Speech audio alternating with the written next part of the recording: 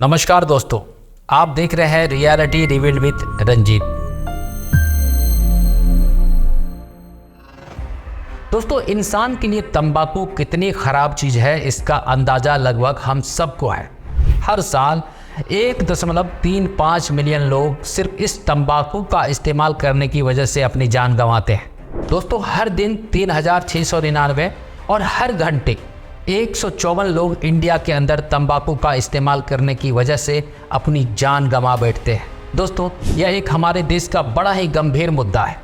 इसके बारे में हम सबको जानना बेहद ही आवश्यक है। दोस्तों, आइए इस वीडियो के माध्यम से हम जानने की कोशिश करते हैं कि आखिर इसकी असली वजह क्या है। तंबाकू के होने वाले नुकसान के बारे में हर किसी को पता है, लेकिन उसके बाद भी हिंदुस्तान के 30% लोग तंबाकू का इस्तेमाल बेधड़क करते हैं। तकरीबन 2 लाख से ज़्यादा लोगों की जान चली जाती है। अब आप सोचेंगे कि तंबाकू प्रोडक्ट्स अगर इतना ही खतरनाक है तो इसके ऊपर बैन क्यों नहीं होता। दोस्तों, इसके ऊपर ऑलरेडी बैन है। अब आप सोचेंगे कि तंबाकू प्रोडक्ट पे अगर बैन है तो ये लोगों तक पहुंचता कैसे है, और इस लेवल तक पहुंचा जा रहा है कि लाखों लोगों की जान तक चली जा रही है। ये एक सवाल है दोस्तों, बड़े ही एक छोटे छोटे ट्रिक खेल करके एक प्लान तरीके से ऊपर से लेकर नीचे तक लोगों का एक पूरा खेल चल रहा है, जिसमें आपके फेवरेट एक्टर से लेकर पॉलिटिशियन तक सब इन्वॉल्व है। तंबाकू का इस्तेमाल करना या स्मोकिंग या ड्रिंक करना या किसी अन्य नशीली पदार्थों का सेवन करना ऐसा नहीं है कि कोई पेट से सीख करके आता है। यही आसपास के लोगों को देखकर, फिल्मों को देखकर, अपने चहेते कलाकारों का विज्ञापन को देखकर सीखते हैं। अब आपके दिमाग में एक सवाल आएगा कि किसी भी टॉबैको से रिलेटेड प्रोडक्ट का जो एडवर्टीजमेंट होता है वो तो ऑलरेडी बैन है। पहले क्या होता था कि टेलीविज़न के ऊपर में खुलेआम इन सारे प्रोडक्ट जैसे कि तंबाकू, अल्कोहल और जितने भी नशीली पदार्थ है सबका खुलेआम एडवर्टीजमेंट किया जाता था। लेकिन 1986 और 1990 में एक रेजोल्यूशन पास किया गया था दोस्तों, जिसमें दुनिया की सारी कंट्रीज ने मिलकर एक एक्शन लिया, जिसमें पहले जो धड़ल्ले से अल्कोहल का और सिगरेट वगैरह का ऐड हुआ करता था उस पर रोक लगा दी गई। लेकिन छोटे मोटे स्पोर्ट्स इवेंट्स वगैरह जो होते हैं उसके थ्रू ये ऐड चल ही रहा था। लेकिन जो सिगरेट पी रहे थे उनके साथ खड़े जो लोग होते हैं, आसपास के जो लोग होते हैं, उनमें तकरीबन 1.3 मिलियन लोगों की जान जा रही थी, जो पीने वाले लोगों से कहीं ज़्यादा थी। और हर साल लगभग 24 मिलियन लोग ऐसे थे जो डिसेबल हो गए थे, जबकि वो सिगरेट पी भी नहीं रहे थे। दोस्तों, फिर इंडियन गवर्नमेंट को इसके खिलाफ अलग अलग स्टेप्स लेना पड़ा। दोस्तों, 2003 में आया cigarette and other tobacco products act COTPA COTPA, और पुराने रूल्स को चेंज कर दिया गया, जैसे कि पब्लिक प्लेस पर स्मोक करना बैन कर दिया गया। एजुकेशन इंस्टीट्यूट के 100 यार्ड्स के एरिया के पास कोई भी टोबैको प्रोडक्ट्स नहीं बेच सकते थे, और 18 साल से कम उम्र के लोगों के ये प्रोडक्ट्स यूज़ करने या बेचने पर रोक लगा दिया गया। और जितने भी छोटे बड़े अलग अलग तरीके के ऐड चल रहे थे उसे पूरी तरह से बंद कर दिया गया।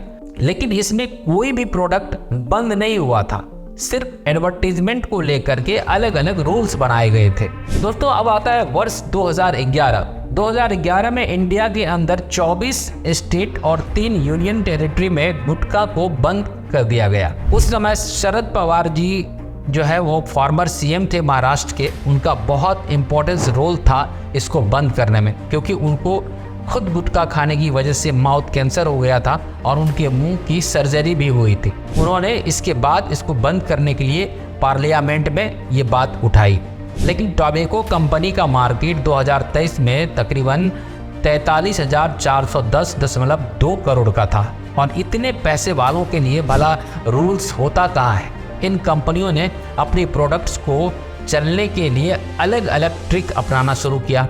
इन्होंने पॉलिसी मेकर्स और गवर्नमेंट से मिलना शुरू कर दिया और उसके अंदर अपनी दोस्ती बनानी शुरू कर दी, क्योंकि बिना गवर्नमेंट को साथ लिए सॉल्यूशन नहीं निकाला जा सकता था। और पॉलिटिकल पार्टी को करोड़ों में पार्टी फंडिंग की आवश्यकता होती है। आपको याद होगा कि हमारे यहाँ पान मसाला बहुत ही ज़्यादा फेवरेट है। अक्सर लोग क्या करते हैं, पान में तरह तरह की खुशबूदार सुपारी वगैरह डाल करके ये खाते हैं। कंपनियों ने क्या किया कि उससे पान मसाला नाम दे करके एक प्रोडक्ट बनाया और वो पान मसाला कह करके बिकने लग गया। दोस्तों इसके बाद इन तंबाकू कंपनी ने पान मसाला का एक ट्विन पैक निकाला, मतलब कि पान मसाला अलग और तंबाकू अलग। अब इसके 2 पैकेट आने लग गए मार्केट में।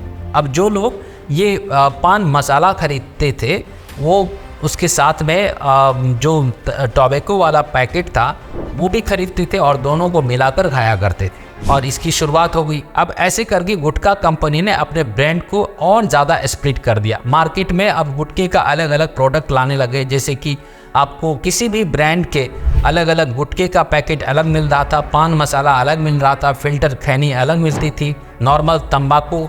इस तरीके से जो ब्रांड था उसने अपने प्रोडक्ट को स्प्लिट कर दिया। जो कि प्रोडक्ट बंद हो चुका उसको बेचने का तरीका इन्होंने निकाल लिया था, लेकिन एडवर्टीजमेंट का तरीका इनको और निकालना था, क्योंकि जब तक एडवर्टीजमेंट नहीं होगा प्रोडक्ट लोगों तक पहुंचेगा कैसे। तो इसके सॉल्यूशन में इन्होंने लाया सरोगेट एडवर्टीजमेंट सिस्टम। इन्होंने गुटखे की पैकेट जैसा ही डिज़ाइन तैयार किया और सिर्फ गुटखे की जगह पे सुपारी या इलायची लिखना स्टार्ट कर दिया। उसी तरह से अल्कोहल कंपनी ने देखा देखी में सोडा, वाटर, सीडी जूस, न जाने अलग अलग प्रोडक्ट्स के नाम से करोड़ों रुपए लगाकर एडवर्टीजमेंट करना स्टार्ट कर दिया। वो भी ऐसे प्रोडक्ट के ऐड किया जो मार्केट में एग्जिस्ट ही नहीं करता था या मार्केट में अवेलेबल ही नहीं था। और ये सारी चीज़ इसलिए की गई ताकि तंबाकू अल्कोहल को प्रमोट कर सके।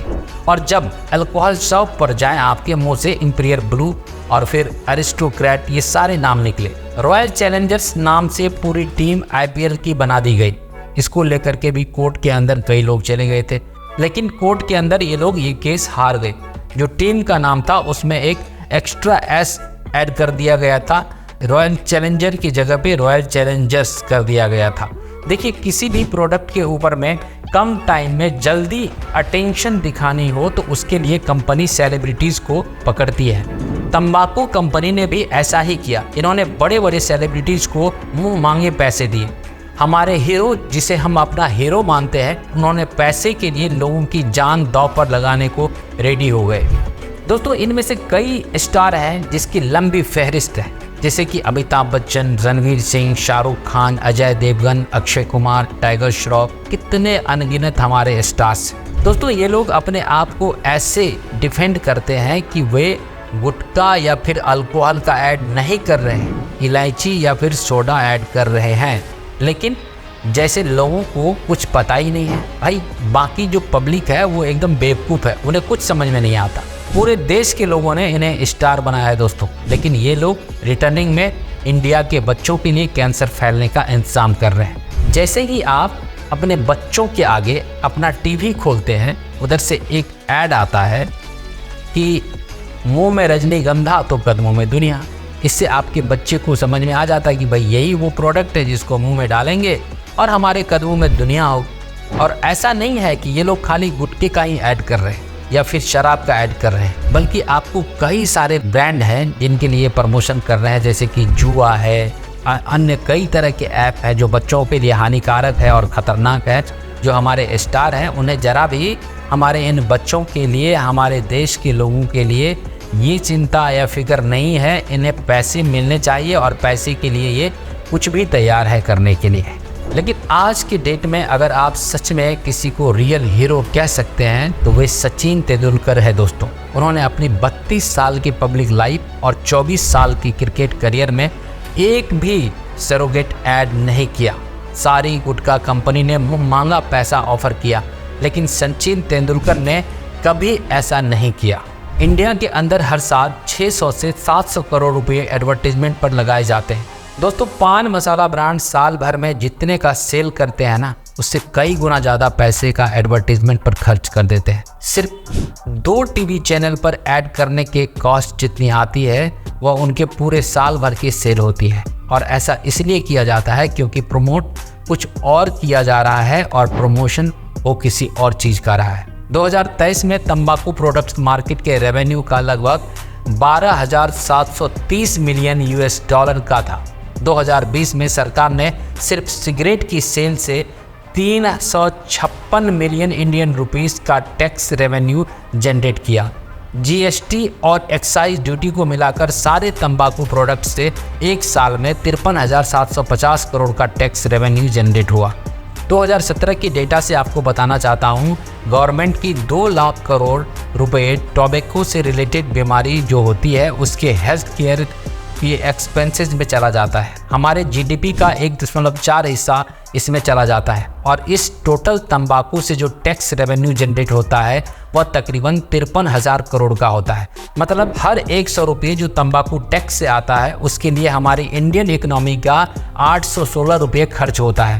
पहले कई 100 करोड़ लगाकर सरोगेट ऐड होते हैं और फिर चीज़ को लोग खाते हैं, उसे टैक्स रेवेन्यू आता है और फिर जब लोग इसकी वजह से बीमार पड़ते हैं तो उसको सही करने में इसका 3 गुना से अधिक पैसा खर्च हो जाता है और इसके बाद भी अवेयरनेस वगैरह फैलाने में और ज़्यादा पैसा लग जाता है। ये एक ऐसा मॉडल है जिसमें गुटखा खाने वालों को छोड़कर बाकी सभी लोगों के जेब में पैसे आते हैं। जो विक्टिम होते हैं वो मैक्सिमम गरीब होते हैं, इसको खाने से भूख नहीं लगती है और उनका मन बहला हुआ रहता है। तो आदमियों के साथ साथ जो साथ में जो फीमेल वर्कर्स होते हैं वो भी इसको खाते हैं ताकि भूख न लगे। दोस्तों, यूँ तो तंबाकू का किसी भी रूप में और कभी भी उपयोग करना नुकसानदेह है। यह न सिर्फ इस्तेमाल करने वालों को नुकसान पहुंचाता है बल्कि उनके आसपास के लोगों को भी गंभीर रूप से प्रभावित करता है। सिगरेट, गांजा या किसी भी नशीली पदार्थ का सेवन करने वालों के लिए ये एक गंभीर खतरा है दोस्तों। कि जीवन आपको बड़े ही अच्छी नसीब से मिली है, इसे मुफ्त में यूं ही ना गंवाएं। तो दोस्तों, आज ये तंबाकू और नशीली पदार्थों को ना कहें। दोस्तों, वीडियो पसंद आए तो प्लीज़ आपसे विनती है कि आप इसे लाइक, शेयर और सब्सक्राइब जरूर करें। आपका बहुत बहुत धन्यवाद। नमस्कार। जय हिंद।